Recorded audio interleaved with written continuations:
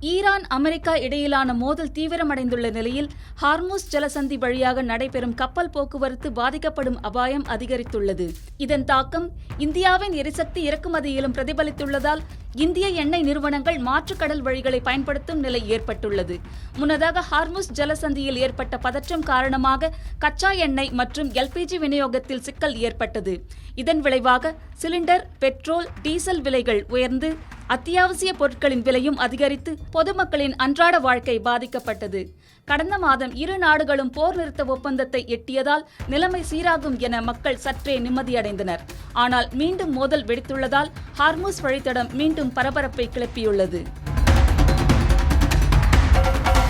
இதையடுத்து இந்திய எண்ணெய் சுத்திகரிப்பு நிறுவனங்களும் இறக்குமதியாளர்களும் ஐக்கிய அரபு அமீரகத்தின் ஃபுஜைரா மற்றும் கோர்ஃபகான் துறைமுகங்களை மாற்று வழிகளாக பயன்படுத்துகின்றனர். மேலும் 406 கிலோமீட்டர் நீளமுள்ள ஹப்ஷான் ஃபுஜைரா குழாய் வழியாகவும் கச்சா எண்ணெய் கொண்டுவரப்படுகிறது. ஓமனின் சோஹர் துறைமுகம் மற்றும் சவுதி அரேபியாவின் யான்பு துறைமுகம் முக்கிய எரிசக்தி விநியோக மையங்களாக செயல்பட்டு வருகின்றன.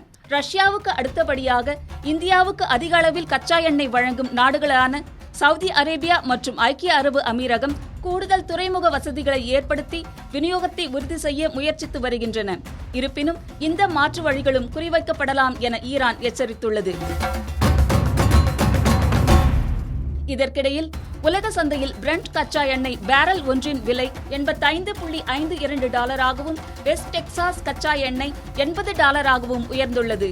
போர் மேலும் தீவிரமானால் எரிபொருள் விலை மீண்டும் அதிகரிக்கும் அபாயம் இருப்பதாக நிபுணர்கள் எச்சரிக்கின்றனர்.